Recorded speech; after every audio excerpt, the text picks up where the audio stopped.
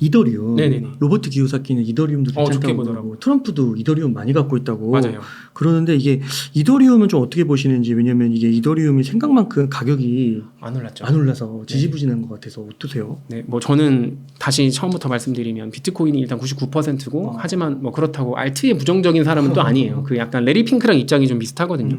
그러니까 이상적으로만 생각했을 때는 저는 비트코인 하나만 있으면 된다라고 생각하는데 저도 현실은 또 좀 다르니까 그래서 이더리움도 지금 이더리움뿐만 아니라 지금 모든 블록체인 네트워크가 다 텅텅 비어 있는 상태라서 사실은 뭐 수요가 없다라고 좀 볼 수 있을 것 같아요. 지금은 이더리움도 수수료 엄청 지금 낮아요. 비트코인도 엄청 낮고 솔라나 뭐 이런 거 다 낮고 그래서 뭐 그런 측면에서 봐야지 그냥 이제 현물 ETF가 됐으니까 무조건 오를 거야 이런 투자는 솔직히 이제 끝났다고 생각해요. 그래서 이더리움도 어쨌든 이제 현물 ETF가 홍콩에서도 승인되고 미국에서도 승인되면서 이 자산 자체의 어떤 탈중앙성은 어느 정도 확보했다라고 저는 생각이 들긴 들거든요. 그래서 앞으로 이더리움 네트워크 위에 개발되는 게 뭐가 있을지를 관찰하면서 투자를 해야지 그냥 현물 ETF가 나왔으니까 무조건 들어올 거야. 이 측면에서는 조금 네, 부정적으로 보고 있습니다. 그러니까 펀더멘탈. 네, 펀더멘탈을 이제 기술 봐야죠. 네. 아 그렇군요.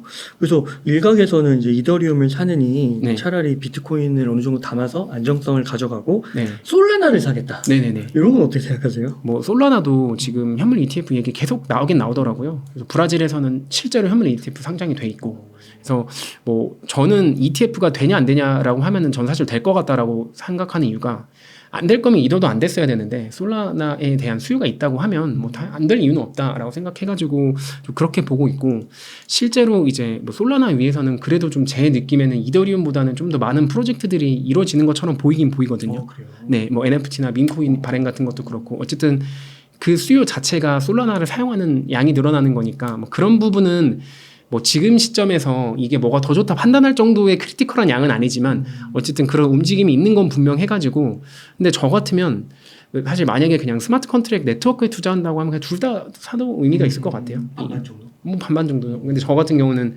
비트코인이 99%니까 그러지만 이제 스마트 컨트랙을 이제 그런 어떤 믿으시고 또 투자를 하시겠다는 분들 그리고 비트코인 레이어 2, 3 개발이 너무 늦어지니까 뭐 일시적으로 이쪽이 가치를 갖겠다라고 이제 믿는다고 하시면 그냥 시가총액 높은 것부터 좀 내리비 세워가지고 뭐 비중대로 투자하시면 좋을 것 같은데 저는 뭐 나쁜 아이디어는 아닌데 굳이 이 하나의 어떤 자산에만 투자해서 그 어떤 변동성을 크게 가져갈 필요는 없을 것 같아요. 아 그렇군요. 그래서 그 비트코인 이제 가격이 올랐다가 네. 이제 폭락을 할 줄 몰랐잖아요. 아, 폭락인가요? 하여튼 뭐, 뭐 20-30% 20, 30%? 이렇게 예측하시는 네네네. 분들이 적어서 그런가 알트를 조금 일찍 모으시는 분들이 있었던 것 같아요. 네네네. 그래서 뭐 내 계좌는 마이너스 50%다, 막 60%다, 70%다. 아, 회복이 안 된다 이런 분들이 많은 것 같아서 네. 혹시 알트를 좀 많이 갖고 계신 분들이 지금 시점에서 좀 어떻게 해야 되나 뭐 이런 게 좀 있을까요? 뭐 사실 제 경험에 비춰서 말씀드릴 수밖에 없는데 그 우리나라 아마 한 90%가 알트코인 투자일 거예요. 거래소 거래되는 비중 보면. 그래서 비트코인 투자는 많이 안 하는 걸로 제가 알고 있는데 뭐 사실 너무 뻔한 얘기지만 펀더멘탈 체크 하셔야죠. 네, 그냥 뭐 단순히 도박으로 했다면 공부 다시 하셔가지고 이제 본인이 포트폴리오를 좀 재조정할 필요는 있을 것 같고요. 그냥 단순히 많이 떨어졌으니까 오를 때까지 기다릴 거예요. 진짜 위험해요. 왜냐면 리플도 아직도 사실 몇 년째 제자리 걸음하고 있고 한번 유명했었던 것도 그냥 아예 시장이 죽어버리면은 안 오르는 거 되게 많거든요. 그러니까 저는 그렇게 생각을 해요. 만약에 알트코인 투자를 하셨다면 비트코인 상승률에 무조건 3배 이상 가야지 리스크 테이킹 한 거랑 똑같다고 리스크 프리미엄 아는 거라 생각하거든요. 그래서 비트코인에 3배 이상 오른 게 아니라면 사실 다 실패한 알트 투자라고 저는 생각해요. 개인적으로. 굳이 리스크를 안 왔는데 그거에 대한 보람 없이 뭐 3배라는 거에 뭔가 뭐 신경 수익률에. 쓰고 신경 쓰고 네. 스트레스 뭐 이런 것들을 포함시키는 네, 건가요? 포함시키 아무튼 보상이 3배는 나와야 되나? 보상이 예를 들어서 비트코인 2배 올랐으면 알트 투자에서는 6배는 올라야 저는 사실 같은 투자라 생각하거든요. 그래서 그냥 비트코인으로도 충분히 인플레이션을 해칭하고도 그냥 흔히 말하는 노후 준비를 할 수 있는데 굳이 막 스트레스 받아가면서 알트를 투자하셨다면 네, 그런 것도 고려하셔야 될 것 같아요. 야, 3배라고 말씀하시니까 쉽지 않을 것 같은데요. 쉽지 않지만 아마 그렇게 기대를 하고 많이 투자하시니까 네, 그래서 저는 가능하면 디지털 자산은 시장 자체가 아직 제대로 이렇게 닦이지도 않았는데 리스크 있는 것보다는 좀 안정적인 거 위주로 네, 좀 하시는 게 좋지 않을까. 3배라고 하시니까 그만큼 리스크가 있는 거기 때문에 그럼요. 네. 그만큼 보상을 생각해야 된다. 네. 진짜 위험한 거라고 생각해야겠네요, 기본적으로. 그럼요. 네. 아, 그러네요. 그러면 혹시 손절에 대해서는 어떻게 생각하세요? 손절도 사실 저는 필요하다고 생각을 하긴 합니다. 저도 그 리밸런싱은 하긴 했었어요. 옛날에도 국내 주식도 갖고 있었던 것들, 특히나 비트코인 2천만 원까지 떨어졌을 때 저는 뭐 사실 국내 주식 거의 다 팔아서 비트코인을 그때 배터리랑 반도체 다 팔아가지고 그때 손절하신 건가요? 손절은 아니었죠. 예, 근데 이제 그 최고점에 판 건 아니었는데 그때 모든 게 다 주저앉았을 때 이제 그러면서 다음 앞으로 5년 10년 동안 뭐가 더 많이 오를까라고 했을 때 이제 AI랑 이제 그 비트코인 쪽이라고 생각해가지고 원래 있었던 비중을 더 크게 들렸었던 거죠. 뭐 그런 식으로의 뭐 리밸런싱 정도, 그러니까 원칙은 항상 같았어요. 그냥 좋은 자산을 많이 사자. 네, 리밸런싱은 한다. 그리고 많이 빠지면 대출 받아서 산다. 네, 이렇게. 저도 사실 손절을 네. 그때 했어요. 그 비트코인이 정말 FTX 사태였나? 아무튼 엄청 많이 빠졌거든요. 네.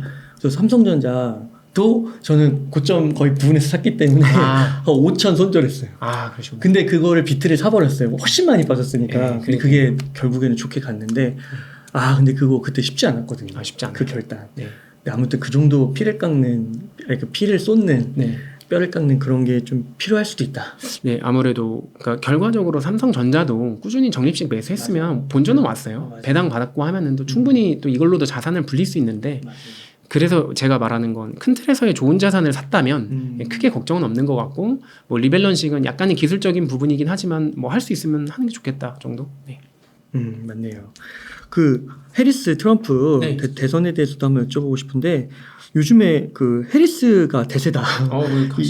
이런 보도가 많이 나오고 네. 그 홀리마켓인가요? 그 누가 당선될 것에 대해서 베팅을 하더라고요. 네네네. 근데 거기서도 예전에는 트럼프가 압도적이었는데 민주당에 비해서 지금은 거의 엇비슷하게 나온다고 하는데 네. 혹시 해리스가 되면 네. 비트코인의 악재가 되지 않을까? 불장이 안 나오지 않을까? 네. 어떻게 생각하십니까? 네, 많은 분들이 트럼프가 되면 친암호화폐적인 거고 민주당은 반암호화폐라고 하는데, 저는 예전부터 계속 말씀드렸었던 게 이미 이더리움이랑 비트코인 현물 ETF를 바이든 정부에서 승인했거든요. 네, 그러니까 이게 사실은 해리스가 된다고 해서 이 정책이 바뀔 것 같지는 않아요, 개인적으로. 그래서 누가 돼도 상관이 없다. 이 흐름 자체는 계속 갈 수밖에 없고, 또 특히나 디지털 자산 시장에서 이제 주도권을 잃지 않으려면 미국에서 초당적으로 나갈 수밖에 없는 것 같아요. 그래서 저는 뭐 해리스가 되든 트럼프가 되든 상관없이 이 암호화폐 시장 자체는 커질 수밖에 없다 생각하고 있고요. 그 근거 중에 하나가 저는 오히려 러시아가 최근에 암호화폐 채굴 합법화하고 또 국제결제 허용하면서 미국이 더 이상 미룰 수 없게 된 것 같아요. 그래서 오히려 가속화될 것 같아요. 누가 되든. 그래서 어떤 특정 인물에 좀 기대기보다는 시장의 흐름 자체를 봤을 때는 초당적으로 협력할 것 같습니다. 그 유동성 네. 화폐 발행량 측면에서는 민주당이 더 푸는 거 아닌가요? 네, 사실 트럼프도 뭐 우리가 흔히 말하는 이게 보수라고 표현할게요. 뭐 보수가 되면은 뭐 보조금도 삭감하고 뭐 하고 하겠다고 하지만 실제로 이 규모를 줄일 수가 없어요. 이미 있는 거 아까 말씀드린 대로 트럼프랑 바이든이 같이 50% 늘렸잖아요. 본인은 안 늘린 것처럼 말하는데 본인이 50% 늘렸어요. 예. 예, 그래서 그 모든 정치인들은 어쩔 수가 없는 것 같아요. 그래서 또 특히나 본인을 지지하는 세력들에 지원을 해주기 위해서는 부채가 늘어나는 것들은 이제 불가피한 상황, 그러니까 되돌릴 수가 없는 흐름이 돼버린 것 같아요. 그래서 그런 큰 흐름을 보자. 네, 그냥 흐름을 보고 그래서 막 누가 되든 안 되든 저는 솔직히 상관이 없다라고 생각하고 그 생각을 제 작년 책에다 써놨었어요. 그래서 어떤 정당이 집권을 하던 이뭐 1%, 2% 오차 범위 안에서의 그 어떤 박빙이 예상이 되고 그러면은 한 표라도 더 가져올 수밖에 없고, 그러면 미국의 암호화폐 유권자들이 한 3천만 명은 될 텐데 최소. 예, 그러면 긍정적으로 이제 입장을 바꿀 수밖에 없고, 지금 민주당도 뭐 트럼프처럼 대놓고 이렇게 좀 긍정적인 어떤 입장 표명을 안 해서 그렇지 움직임 자체는 뭐 미팅도 많이 하고 있더라고요. 좋게 나올 것 같습니다. 그 민주당 부통령 후보로 네네네. 팀 월즈 미네소타 주지사가 네, 들었어요. 결정이 됐잖아요. 네네네. 근데 이분도 보니까 친서민 친노동자 성향이 굉장히 강하다고 하더라고요. 네, 그래요. 혹시 이분 암호화폐에 대한 의견도 있나요? 이분 암호화폐 쪽에서는 전혀 언급 한 번도 안 됐었던 분이고, 주지사 시절이셨을 거야 아마. 그때 좀 재생에너지 관련해서는 좀 링크된 것들이 좀 있긴 있거든요. 근데 아까 말씀드린 대로 암호화폐 채굴 산업이 재생에너지 산업이랑 좀 연관성이 높다 보니까 뭐 긍정적으로 할 수밖에 없지 않을까 좀 생각하고 있습니다. 긍정적이다. 네. 그렇군요. 근데 또 이게 해리스 대통령 후보가 네. 그 2024 비트코인 컨퍼런스에서 사실 트럼프 대통령처럼 이렇게 와가지고 얘기한다고 했었다가 네네네. 거절했다고. 네. 그 이유는 뭐라고 보세요? 그러니까 뭐 사실 명확하게 나온 뭐 근거는 없는데 저는 사실 이미 트럼프가 이 암호화폐 대통령 이미지를 가져가고 있던 상황에서 그냥 숟가락 얹는 느낌밖에 안 될 것 같아서 저는 정치적으로 오히려 조금 선을 그은 거 아닐까라는 생각은 정말 하고 있었어요. 그래서 트럼프 내슈빌 연설하자마자 미국 정부 보유한 물량이 이동하면서 갑자기 비트코인이 팍 폭락했었잖아요. 그래서 그런 거 생각해 보면 뭔가 비트코인에 대해서 뭐 좀 준비가 안 됐다는 부분도 맞는 것 같고 그리고 지금 그 좀 어영부영한 상황에서 끼는 게 오히려 이미지를 조금 더 안 좋게 볼 수 있는 여지도 있기 때문에 차라리 조금 좀 한 템포 쉬어가는 정도 한 거 아닐까. 네, 그 정도 생각하고 있고요. 그래서 뭐 굳이 그 연설을 하지 않는다고 하더라도 뭐 정책적인 부분 통해서 또 긍정적으로 이 산업을 또 이끌어갈 수 있으니까 별로 이렇게 개의치 않습니다. 그러니까 반 암호화폐 막 극단적으로 막 금지시키고 막 이런 건 아니다. 그럴 수는 없을 거예요. 왜냐면 그러면 이제 미국의 어떤 국익을 훼손시켜야 되는데 러시아라고 하는 반대 진영에서 이제 비트코인 채굴 합법화도 이미 했고 뭐 중국도 지금 뭐 얘기로는 다시 뭐 한다는 얘기도 있고 또 홍콩 통해서 어쨌든 이더리움 현물 ETF를 먼저 상장시켰잖아요. 네, 그리고 실제 중국 정부도 비트코인 많이 갖고 있고요. 그래서 그런 차원에서 이거는 이제 더 이상은 할 수 없는 상황이고요. 그리고 많은 분들이 조금 이제 오해하는 게 뭐냐면 지금 비트코인 제일 많이 갖고 있는 나라가 미국이에요. 미국 정부 20만 개, 미국 안에 현물 ETF만 100만 개, 그 외 상장 기업들 뭐 마이크로 스트래티지 포함해서 비상장까지 하면은 한 거의 170만 개? 야. 그러면 지금 시점에서 비트코인이 많이 오르면 가장 많은 이득을 보는 나라가 미국이고요. 많이 떨어지면 가장 큰 손해를 보는 나라가 미국이에요. 근데 미국은 자국에 손해되는 일을 안 한다면서요. 그렇죠. 네, 그러면 지금 비트코인 투자를 하는 건 미국이라는 국가랑 같이 움직인다. 그러니까 뭐 나스닥 투자하는 거랑 똑같은 안정성이라고 저는 생각해요. 야, 그렇군요. 그러니까 마이크로 스트래티지나 뭐 마라톤 홀딩스 이런 거 말씀해 주셨는데 거기 보니까 뭐 뱅가드나 블랙록이나 뭐 이게 굵직굵직한 피델리다 다 막 지분을 엄청나게 갖고 있더라고요, 이미. 네, 그래서 이미 서로 너무 얽히고 얽혀 있고 비트코인이 잘 되면 미국이 잘 되는 거고 망하면 미국이 가장 손해를 보는 거라서 너무 염려하진 않으셔도 될 것 같아요. 그래서 민주당 쪽도 부통령이든 대통령이든 점점 친암호화폐 쪽으로. 네, 무조건 그렇게 될 수밖에 없다라고 생각해가지고 시간의 문제다. 네, 시간의 문제고 그렇게 머지도 않은 것 같아요. 좀 너무 염려하지 않았으면 좋겠어요. 그래서 트럼프가 저는 안 되더라도 암호화폐는 문제 없을 거라 생각합니다. 네. 저는 이 부분을 꼭 봉현이 형님 출연하시면 꼭 질문 드려야겠다 생각했는데 트럼프 전 대통령이 비트코인 컨퍼런스에서 그 비트코인 절대 팔지 말아라. 그리고 자기가 대통령 되면 정부 차원에서 팔지 않을 것이다. 그리고 이 전략적 준비 자산, 이 용어가 그 영어로는 조금 다르긴 하더라고요. 아무튼 비슷한 맥락이잖아요. 그래서 이런 발언을 했는데 혹시 이거를 들으셨을 때 어떤 생각이 좀 드셨는지 궁금하더라고요. 사실 아마 국내에서 비트코인을 공부하시는 분들은 다 아마 알고 있었던 내용일 것 같긴 한데 결과적으로 이 미국이 지금 부채가 너무 많은데 결국에 이걸 상쇄할 수 있는 방법은 딱 두 가지밖에 없어요. 가지고 있는 자산의 급격한 가치 상승을 통해서 부채를 상쇄하는 거죠. 이제 내가 가진 대출보다 가지고 있는 자산의 가치를 올리는 거죠. 두 번째는 이제 정말 AI 같은 걸 통해서 생산성을 향상시켜가지고 GDP를 어마어마하게 늘리는 거. 그래서 그런 측면에서 봤을 때 지금 미국 정부가 많이 가지고 있으면서도 아직 시장에서 유동성을 많이 소화하지 않은 자산이 비트코인밖에 없어가지고 저는 사실 그런 측면에서 이게 꼭 미국이 전략 자산으로 인정을 하지 않는다고 하더라도 일단 많이 가지고 있고 팔지만 않더라도 사실 가치가 올라가면 그만큼 미국 정부 부채를 상쇄할 수 있으니까 좀 그런 측면에서 저는 긍정적으로 보고 있고 네, 그게 팔리지만 않는다면 사실은 뭐 전 충분히 네, 그런 역할을 할 수 있을 거라고 보고 있습니다. 전략적인 역할을 할 수 있을 거라고 보고 있고 그러니까 그 미국이 아까 말씀드린 대로 금만 8,000톤 갖고 있다고 말씀드렸잖아요. 최소 8,000톤 정도 갖고 있고 이게 뭐 시장 가치로 거의 1,000조 가까이 되는데 비트코인도 그 정도 가치를 올릴 수 있다면 지금 갖고 있는 거 그러면 갖고 있는 미국 정부의 자산이고 이게 가치가 올라가면 어쨌든 부채를 상쇄할 수 있으니까 뭐 그런 측면에서는 네, 좋은 카드가 될 수 있지 않을까 생각하고 있습니다. 그게 첫 번째 방법이고 두 번째 방법은 뭐라고 하셨죠? GDP를 이제 생산성을 엄청 높여가지고 미국 기업들의 생산성을 올리는 건데 뭐 지금 뭐 다 리쇼링 해가지고 뭐 계속해서 투자하고 있고 이러니까 근데 그거는 효과가 나타나는데 사실 한계가 좀 있잖아요. 시간도 오래 걸리고. 네, 시간도 오래 걸리고 근데 그것도 될 수밖에 없을 것 같아요. 반도체 기업들 싹 다 미국으로 지금 가져오고 있고 배터리 관련된 뭐 어떤 외국 회사들도 다 미국에 공장 짓게 하고 있고 이러다 보니까 그런 거는 순차적으로 GDP는 더 개선이 될 것 같고요. 거기에 추가로 이제 미국에서 갖고 있는 이 부채를 좀 해소를 해야지 달러의 건전성을 확보할 수 있는데 그 방법은 많이 갖고 있는 것 중에서 덜 오른 거에 가치를 올리는 수밖에 없을 것 같아요. 근데 그게 비트코인이 좀 유력한 것 같고요. 네. 그러면 봉현이 형님께서는 트럼프가 되든 해리스가 되든 네.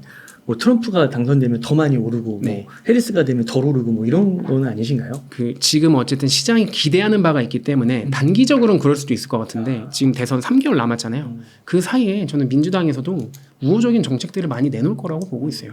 그렇게 안 하면 사실 지금 박빙이잖아요. 누가 될지도 모르고 보통 이제 뭐 샤이 트럼프라고 하는 그 표가 한 2%에서 3%로 추정하는 데도 있는데 그래서 어떤 후보도 지금 당선을 장담할 수 없는 상황이기 때문에 인사치레라도 그냥 거짓말을 하더라도 일단 긍정적인 내용들을 계속 말할 수밖에 없을 것 같아요. 네. 그러면은 다 떠나서 개인적으로 누가 될 거라고 보세요?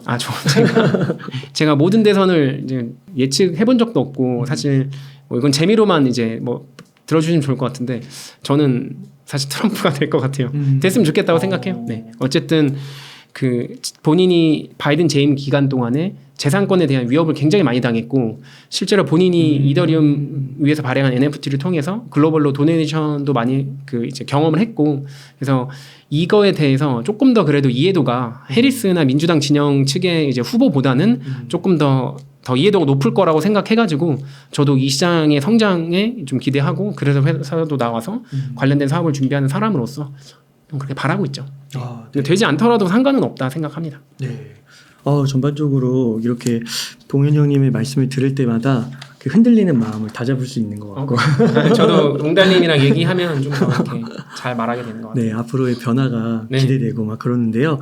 또 봉현이 형님께서 항상 좀 강조해 주시는 트레이드 마크 같은 게 셀프 커스터디잖아요. 네, 비트코인. 요거 한번 다시 한번 강조해 주시면 좋을 것 같은데요. 우선 제가 많은 분들께 이제 비트코인 투자도 이제 전도라고 표현할게요. 전도도 하고 또 비트코인을 만약에 투자를 제대로 하실 거면 비트코인을 개인 지갑으로 이동해야 된다. 이게 우리가 영어로는 셀프 커스터디라고 해서 내가 내 비트코인을 보관한다는 뜻이에요. 그래서 정말 쉽게 말씀드리면 우리가 금은방 가서 그냥 금반지 사면 가지고 집에 와서 금고에 넣잖아요. 그래서 비트코인도 동일합니다. 디지털 골드니까 금은방이라고 하는 업비트나 빗썸에서 사가지고 이제 그걸 비트코인을 이제 개인 지갑에 보관해야 된다. 뭐 약간 이런 이제 내용이고요.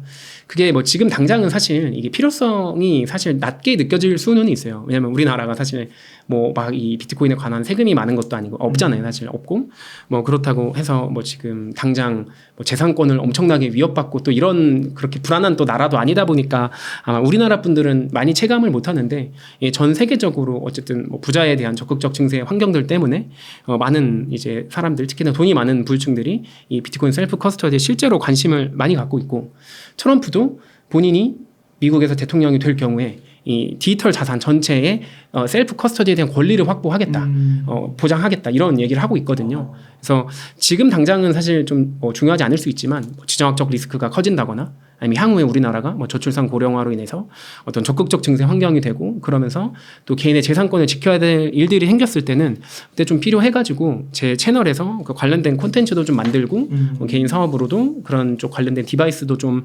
론칭하고 이런 걸 준비하고 있습니다. 그래서 네, 그렇게 하시면 좋을 것 같습니다. 어떻게 공부해야 되는지 봉현이 형님 유튜브 채널 또는 뭐 나는 월급날 비트코인을 산다 이런 책들 읽으시면 되는 건가요? 네, 그렇게 좀 하시면 될 것 같고 최신 정보는 제 채널에 오시는 게 가장 좋을 것 같고요. 그래서 좀 기회 되면 또 웅달 책방에서도 필요한 시점마다 나눠드리도록 하겠습니다. 예, 너무 감사합니다. 네. 봉현이 그러면 끝으로 네. 뭐 하시고 싶으신 말씀이나 강조하고 싶으신 말씀 있으실까요? 네. 우선 긴 시간 동안 이야기 들어주셔서 다시 한번 감사드립니다. 감사드리고요. 그리고 우리나라가 사실은 그 디지털 자산에 있어서는 제 기준에는 인터넷이 자유롭고 은행 계좌 개설이 자유로운 나라 중에서 굉장히 낙후됐다라고 생각을 해요. 정부에서도 사실상 관심이 별로 없고 기업들은 규제 때문에 뭘 할 수가 없는 상황이고요. 또 민간의 영역에서는 대부분이 이제 단기적인 관점에서 접근하는 분들이 많은데 이 한국 사람들이 똑똑하잖아요. 그래도 그 와중에 웅달님 포함해가지고 많은 분들이 비트코인 같은 우량 자산을 팔지 않고 민간에서라도 많이 모으자 이런 컨텐츠를 만들어 주셔서 개인적으로 감사하고 또 저도 그런 부분에 좀 일조를 하고 싶고요. 이 새로운 세상에서 비트코인이라는 자산을 놓치면 또 인플레이션 해칭뿐만 아니라 뭐 여러 가지 위협에서 노출될 수 있기 때문에 많은 분들이 그런 측면까지 좀 생각해가지고 비트코인의 좀 좋은 관점, 그러니까 바르게 보면서 투자했으면 좋겠고 팔지 않고 많이 모아 가셔가지고 한 5년 뒤, 10년 뒤에 우리 여기 구독자분들 다 같이 원하는 미래에 도달해 있으면 네, 좋겠습니다. 네. 긴 시간 동안 유익한 인사이트 많이 나누셔서 감사드립니다. 네, 감사합니다. 감사합니다.